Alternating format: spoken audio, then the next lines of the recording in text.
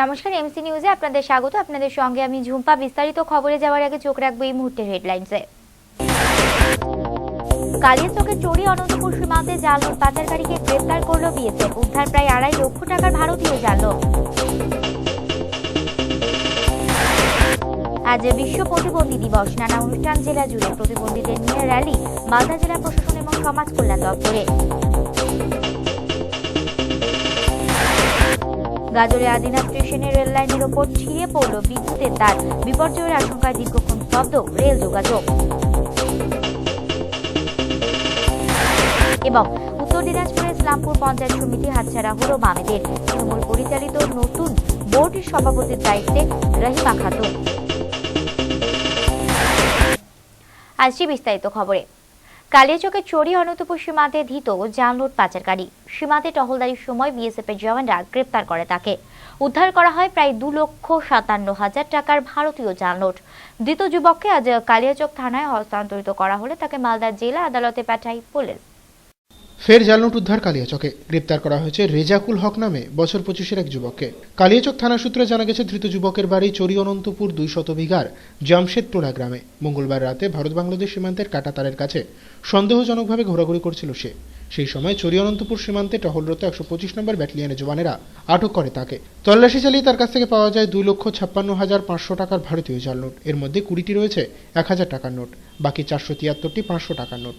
সম্ভবত বাংলাদেশের দিক থেকে ওই টাকা সংগ্রহ করে ফেরার পথেই ধরা পড়ে যায় সে। ধৃত ওই জাল নোট পাচারকারীকে বুধবার পাঠানো হয় মালদা জেলা আদালতে।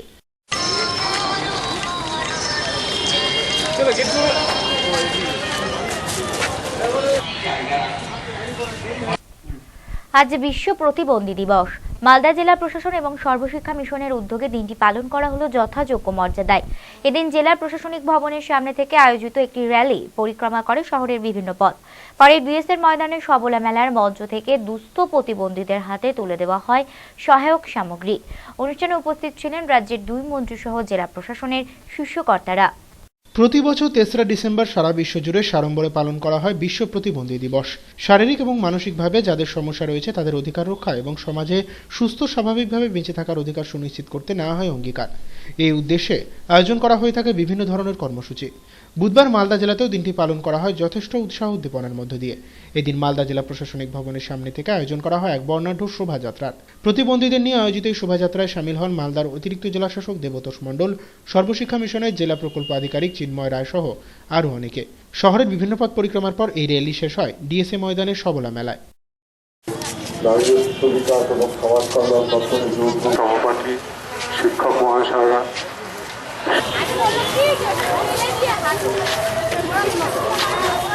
মালদা জেলা প্রশাসনের উদ্যোগে আয়োজিত সবলা মেলার 5ম দিন ছিল বুধবার। এই মেলা প্রাঙ্গণে এদিন উদযাপন করা হয় বিশ্ব প্রতিবন্ধী দিবস।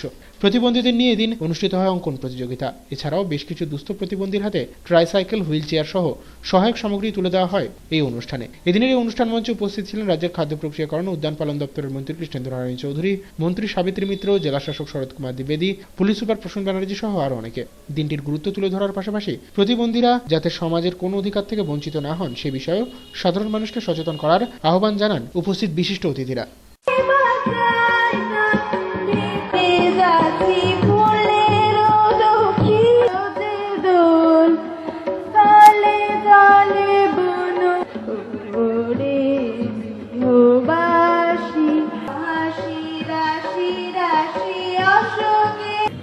বিশ্ব প্রতিবন্ধকযুক্ত দিবস। এই দিবসে যে সমস্ত ছেলেমেয়েরা যারা মেন্টালি ফিজিক্যালি চ্যালেঞ্জ পারসন আছেন, ওটা সমাজের দায়িত্ব, ওটা দেশের মানুষের দায়িত্ব, যারা আমাদের মতো জনপ্রতিনিধি আছে তাদের দায়িত্ব। তাদের মনটাকে, বাচ্চাদের মনটাকে সবসময় কিন্তু একটা আনন্দের মধ্যে রাখতে হবে, যাতে এদের মনে কোনো দুঃখ না থাকে, কষ্ট না থাকে। এইভাবে যদি আমরা ব্যবস্থা নিতে পারি তাহলে কিন্তু সমাজটা একটা সুন্দর জায়গায় পৌঁছাবে। ধন্যবাদ। আজকে 3রা ডিসেম্বর, আজকের এই দিনটিকে স্মরণ করে মনে করিয়ে দেওয়া যে প্রতিবন্ধকতা কেবলমাত্র হাত পা ব্যাকা বা তার মেন্টালি রিটার্ডেড বাচ্চা বলে নয়, প্রতিবন্ধকতা সবার মধ্যেই আছে কম বেশি। এই সমস্ত বাচ্চাদের একটা গড গিফট পাওয়ার থাকে, ভগবান প্রদত্ত একটা ক্ষমতা দেন ভগবান তাদেরকে, একটা তাদের সিক্স সেন্স কাজ করে। আমরা যতই মনে করি, আপনি অবাক হবেন যার হাত পা চলে না, যে কেবলমাত্র হুইল চেয়ারে বসে থাকে, সেই ছেলেটিও পায়ের সাহায্যে ল্যাপটপ চালায়। নিয়ে নিচ্ছে একটি বিরতির পর। গাজলে আলীনগর গ্রামের ধৃত 9 জন বাংলাদেশি অনুপ্রবেশকারী তোলা হলো মালদা জেলা আদালতে।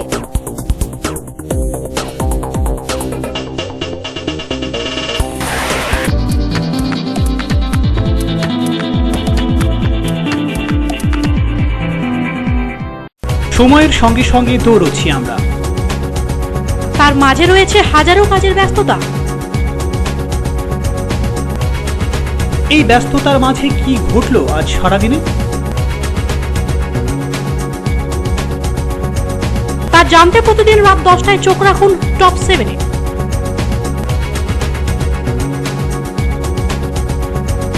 শুধুমাত্র এমসিটিভির পর্দায়। টপ 7 নিবেদন করছেন ideal bakery, Krishnajiban Sanyal road, Malda.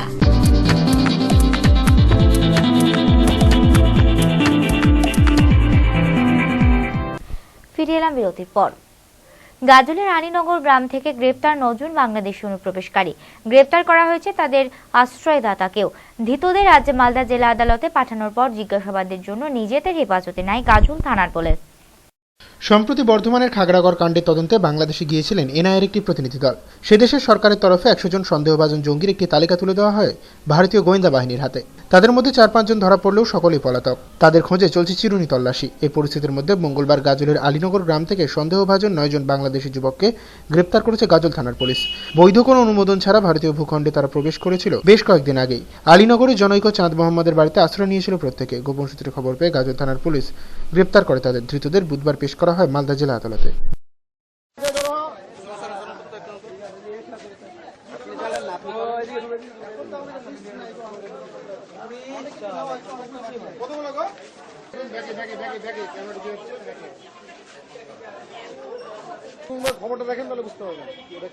Adina স্টেশনের রেল লাইনের ওপর বৈদ্যুতিক তার পড়ে থাকার কারণে আজ সকালে দীর্ঘক্ষণ ধরে ব্যাহত হয় রেল পরিষেবা। মালদা টাউন স্টেশনে আটকে পড়ে বহু ট্রেন। সময় মতো গন্তব্যস্থলে পৌঁছতে না পারায় দুর্ভোগের শিকার হতে হয় বহু যাত্রীকে। রেললাইনের উপর হাই ভোল্টেজ বিদ্যুৎবাহী তার ছিঁড়ে পড়ে থাকার কারণে বুধবার দীর্ঘক্ষণের জন্য স্তব্ধ হয়ে পড়ল মালদা টাউন স্টেশনের রেল পরিষেবা।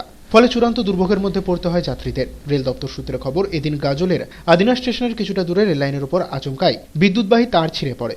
রেল কর্তৃপক্ষ ওই তার না সরানোর কারণে দুর্ঘটনার আশঙ্কায় বন্ধ করে দেওয়া হয় রেল চলাচল।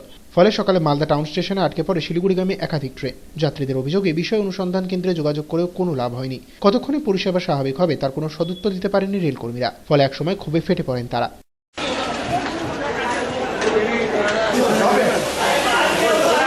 তার ছিঁড়ে যাওয়ার ফলে আমরা ট্রেন পাচ্ছি না, 5টা থেকে দাঁড়িয়ে আছি। 5টা চলেছে ট্রেন।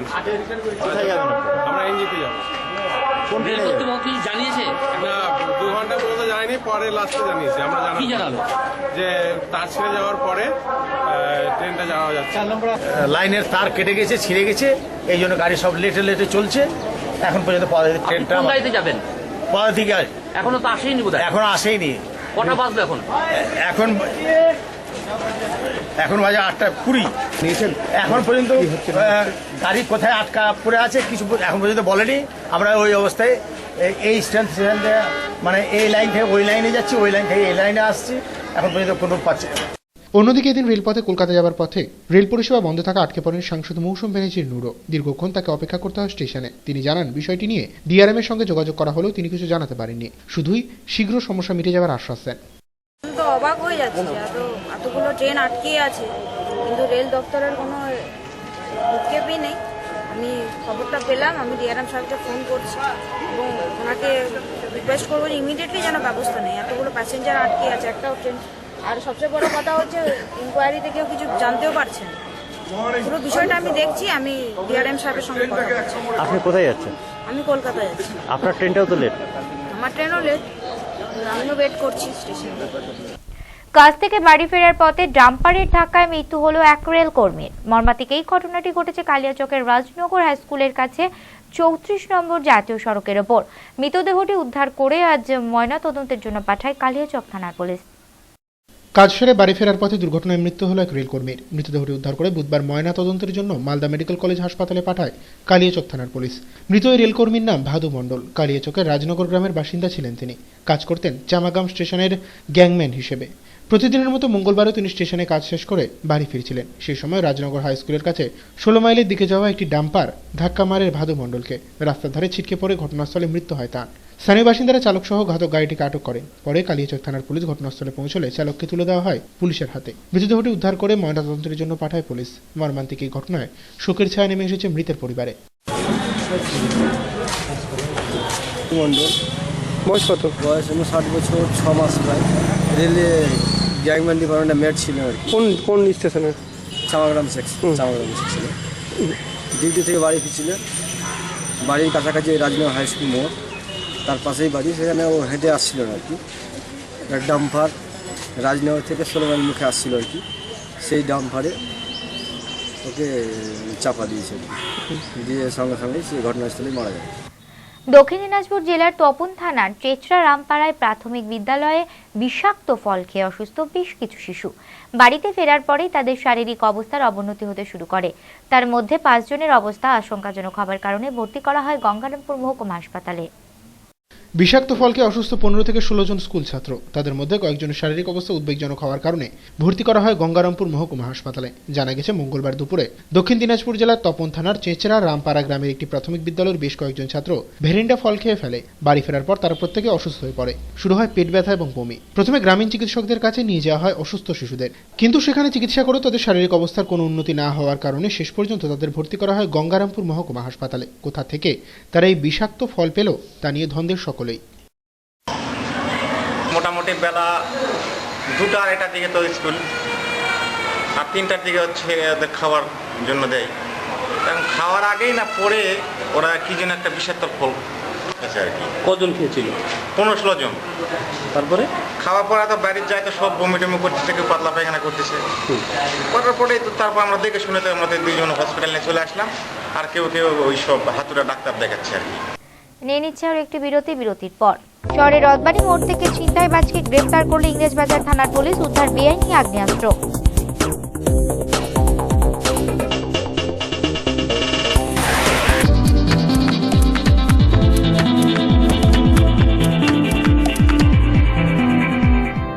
সময়ের সঙ্গে সঙ্গে দৌড়চ্ছি আমরা, তার মাঝে রয়েছে হাজারো কাজের ব্যস্ততা। এই ব্যস্ততার মাঝে কি ঘটলো আজ সারাদিনে তা জানতে প্রতিদিন রাত 10টায় চোখ রাখুন টপ 7-এ।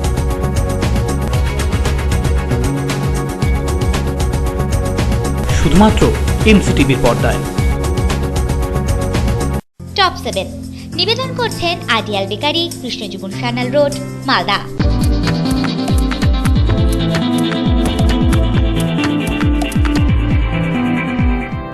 ফিরে এলাম বিরতির পর। নিজেকে ব্যাংক কর্মী পরিচয় দিয়ে এক গ্রাহকের এটিএম এর গোপন নম্বর জেনে রতুয়ায় এক ব্যক্তি প্রায় 96,000 টাকা হাতিয়ে নেবার অভিযোগ প্রতারকের বিরুদ্ধে। ওই ব্যক্তি রতুয়া থানায় লিখিত অভিযোগ দায়ের করেও কোনো সুফল না মেলায় তিনি এসবিআই রতুয়া শাখার দ্বারস্থ হন। যদিও ব্যাংক ম্যানেজার জানান এই বিষয়ে তাদের কিছুই করার নেই। স্টেট ব্যাংকের নাম ভাঙিয়ে প্রতারণা গ্রাহককে। গোপন পিন নম্বর জেনে নিয়ে ওই গ্রাহকের অ্যাকাউন্ট থেকে প্রায় 96,000 টাকা তুলে নিয়েছে কেউ বা কারা। এই ঘটনা জানাজানি হতে ব্যাপক চাঞ্চল্য ছড়িয়েছে চাঁচল মহকুমার রতুয়ায়। জানা গেছে রতুয়া থানার বালুপুরের বাসিন্দা দীপঙ্কর সাহা পেশায় ব্যবসায়ী। গত 28 নভেম্বর তার মোবাইলে ফোন করে একজন তার এটিএম কার্ডের পিন নম্বর জানতে চান। নিজেকে ওই প্রতারক এসবিআই এর কর্মী হিসেবে পরিচয় দিলে দীপঙ্কর বাবু সমস্ত তথ্য তাকে জানিয়ে দেন। এরপরেই সেদিন রাতে তিনি জানতে পারেন তার অ্যাকাউন্ট থেকে 96,000 টাকা তুলে নেওয়া হয়েছে। পরের দিনেই তিনি রতুয়া থানায় লিখিত অভিযোগ দায়ের করেন, কিন্তু পুলিশ এখনো অপরাধীদের শনাক্ত করতে পারেনি। এক প্রকার বাধ্য হয়ে মঙ্গলবার প্রতারিত ওই গ্রাহক এসবিআই রতুয়া শাখায় যোগাযোগ করেন, কিন্তু ব্যাংক কর্তৃপক্ষ জানিয়ে দেন এই বিষয়ে তাদের কিছুই করার নেই। স্বভাবতই প্রায় সর্বস্ব খুইয়ে বিপাকে ওই গ্রাহক।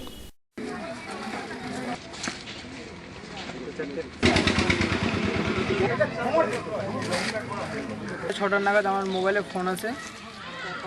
সেই ফোনে আমাকে বলে যে তোমার এটিএম কার্ডটা নষ্ট হয়ে গেছে, তাই জন্য তোমাকে পিনকোড নাম্বার, তো এটিএমের 16 ডিজিট নাম্বার আর পাসবুক নাম্বারগুলো দিতে গেলে তোমার এটিএমটা চালু হয়ে যাবে। আমি তাকে বিশ্বাস করছিলাম না। পরে থেকে আমাকে বললো যে না, কোনো প্রবলেম হবে না, কোনো ভয় নেই, কোনো ভয়ের কারণ নেই, তুমি আমাকে নাম্বারটা দাও, তোমার এটিএমটা আমি চালু করে দেবো। এই বলে আমার কাছ থেকে নাম্বারটা নিয়ে সে একটা SMS পাঠায়। সেই SMS থেকে একটা নাম্বার নিয়ে সে আমাকে বলে যে তোমার 4 ঘন্টা পর তোমার এটিএমটা চালু হয়ে যাবে। তারপর রাত্রি 10:30 থেকে 11টা নাগাদ আমি যখন SMSটা আমি এটিএমটা চেক করি, তখন আমার এটিএম থেকে কোনো রেসপন্স দেখাচ্ছে না, কোনো অ্যামাউন্ট দেখাচ্ছিল না, জাস্ট আনএবল টু প্রসেস দেখাচ্ছিল। সেই দিন কি রাতে আপনার সব টাকাগুলো আউট হয়ে গেছে? সেই দিন রাতে মানে প্রায় বেশিখানেক টাকা বের করে নিয়েছিল। তারপরের দিন সকালবেলা 8:17 মধ্যে 3বার টাকা সে বের করেছে, 5,000 আর 36,200 কত টাকা। এ বিষয়ে ব্যাংকের ম্যানেজার বিলাস ব্যানার্জি জানান, ওই গ্রাহক নিজের এটিএম কার্ডের পিন নম্বর সহ গোপন তথ্য দিয়ে দেওয়ায় এই বিপত্তি। প্রতারকেরা সেই নম্বর ব্যবহার করেই ব্যাংকে তার অ্যাকাউন্ট থেকে একাধিকবার টাকা তুলে নিয়েছে। 99,000 টাকা মতো কোনো একটা জায়গা থেকে পসেতে, মানে সম্ভবত কোনো দোকানে কোনো ট্রানজাকশন কেউ করে নিয়েছে, এবং তার আগে ওনার কাছে একটা ফোন আসে, যে ফোনটাতে ওনাকে এটিএম এর পিনটা জানতে চাওয়া হয়, এবং উনি সেটা বলে দিয়েছেন। ন্যাচারালি এবার বলে দেওয়ার পরে কি হয়েছে, আজকাল তো প্রচুর 2 নম্বরই র্যাকেট আছে, তারা ক্রোন কার্ড বার করেছে। এবার বলে দেওয়াতে উনি সাথে সাথে, সেটা ছিল শনিবার না রবিবার ছিল, রবিবার সন্ধ্যের সময় ফোন এসে উনি বলেছেন, তারপরে রবিবার সন্ধ্যের থেকেই ওনার ট্রানজাকশন হতে শুরু করেছে। এবং নট অনলি দ্যাট, রবিবারের সবটা হয়নি, উনি সোমবার দিন সকালবেলাও এসে যদি আমাদেরকে বলেন, আমরা সাথে সাথে বাকি যে টাকাটা ছিল সেটা হোল্ড করতে পারতাম। উনি আমাদের সেই ইনফরমেশনটাও দেন। উনি এসে বলছেন যে আমাদের কিছু করে দিতে। এখন ব্যাপারটা হচ্ছে যে আমার ব্রাঞ্চ থেকে যদি ট্রানজাকশনটা হতো, যে ভাউচারে কেউ টাকা সই করে নিয়ে গেছে, ওনার সই নয়, সেইটা আমরা অ্যাড্রেস একটা চেষ্টা করতে পারতাম। এখন এটা পোস্ট ট্রানজাকশন, মানে আপনি দোকানে গিয়ে কিছু কেনাকাটা করেছেন। উত্তর দিনাজপুরের ইসলামপুর পঞ্চায়েত সমিতির ক্ষমতা দখল করল তৃণমূল কংগ্রেস। নতুন বোর্ডের সভাপতি হয়েছেন রহিমা খাতুন। তার হাতে দায়িত্বভার তুলে দেন ইসলামপুরের বিডিও। ক্ষমতা লাভের পরেই উৎসবে মেতে ওঠেন দলের কর্মী সমর্থকরা। গত 28শে অক্টোবর উত্তর দিনাজপুর জেলার সিপিএম পরিচালিত ইসলামপুর পঞ্চায়েত সমিতির বিরুদ্ধে অনাস্থা আনে তৃণমূল কংগ্রেস। জানা যায়, গত পঞ্চায়েত নির্বাচনের পর এককভাবে পঞ্চায়েত সমিতি দখল করেছিল বামফ্রন্ট। 36 আসন বিশিষ্ট পঞ্চায়েত সমিতির মধ্যে বামফ্রন্ট 22টি আসনে জয়লাভ করে। এছাড়াও 8টি আসনে তৃণমূল এবং 5টি আসনে কংগ্রেস জয়ী হয়। প্রায় মাসখানেক আগে কংগ্রেসের 5 জন এবং সিপিএমের 10 জন সদস্য তৃণমূলে যোগ দিলে সংখ্যাগরিষ্ঠ হয়ে পড়ে তারা। 23 জন সদস্য নিয়ে বর্তমান ক্ষমতাসীন বোর্ডের বিরুদ্ধে অনাস্থা আনে শাসক দল। মঙ্গলবার তলবি সভার মধ্যে দিয়ে সে অনাস্থা পাশ হয়ে গেলে অপসারিত হন বাম বোর্ডের সভাপতি পারভিন খাতুন। নতুন সভাপতি হয়েছেন তৃণমূলের রহিমা খাতুন। এদিন তার হাতে দায়িত্বভার তুলে দেন ইসলামপুরের বিডিও সুস্মিতা সুব্বা।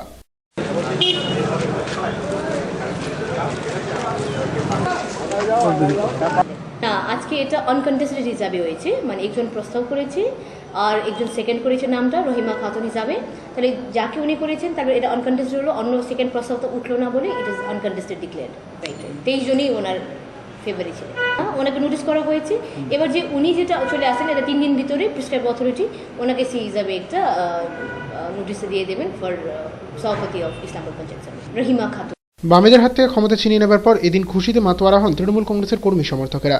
পালন করা হয় বিজয় উৎসব। সাধারণ কর্মী সমর্থকদের সঙ্গে সামিল হন মন্ত্রী করিম চৌধুরীও। তিনি বলেন, গত 34 বছরে রাজ্যে উন্নয়ন হয়নি। সেরকম 1 বছরের শাসনকালে ইসলামপুরে তেমন কোনো উন্নতি করতে পারেনি বামফ্রন্ট। তাই কংগ্রেস এবং বামপন্থীদের একাংশ সাধারণ মানুষের স্বার্থে তৃণমূলে যোগ দিয়ে বাম বোর্ডকে ক্ষমতাচ্যুত করেছেন।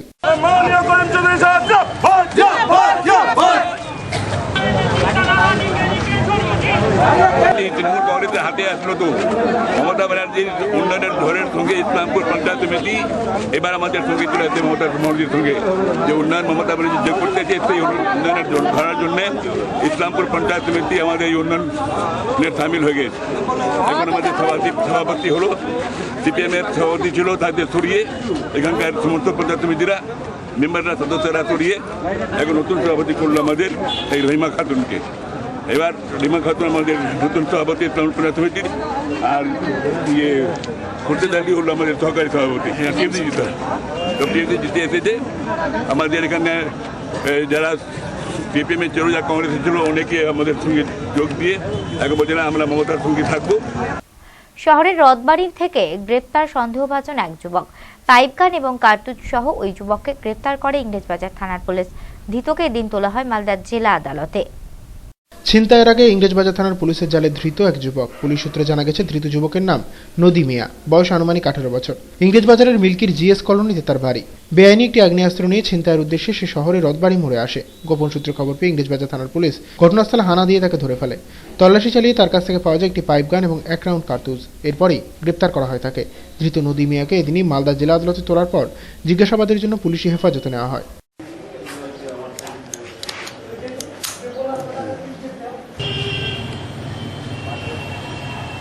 চোখ রাখবো টুকরো খবরে।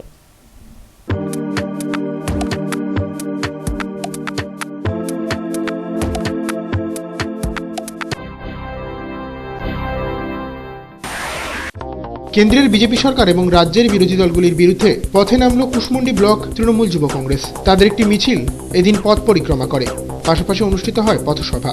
মূল বক্তা ছিলেন যুব তৃণমূলের রাজ্য সাধারণ সম্পাদক সুনির্মলজ্যোতি বিশ্বাস প্রমুখ।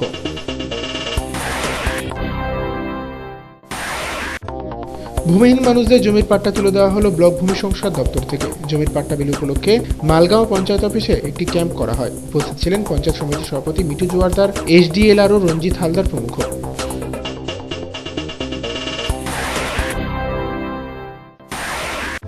মালদা জেলা প্রাথমিক বিদ্যালয় সংসদ ও খরবা 2 নম্বর চক্রের যৌথ উদ্যোগে এবং ব্যবস্থাপনায় প্রাথমিক ও নিম্ন বুনিয়াদী এসএসকে ও মাদ্রাসা বিদ্যালয়সমূহের চাঁচল জোনাল বার্ষিক ক্রীড়া অনুষ্ঠিত হল। মালতীপুর ফুটবল ময়দানে এই প্রতিযোগিতার উদ্বোধন করেন স্থানীয় গোবিন্দপাড়া হাই স্কুলের প্রধান শিক্ষক রামরঞ্জন সরকার।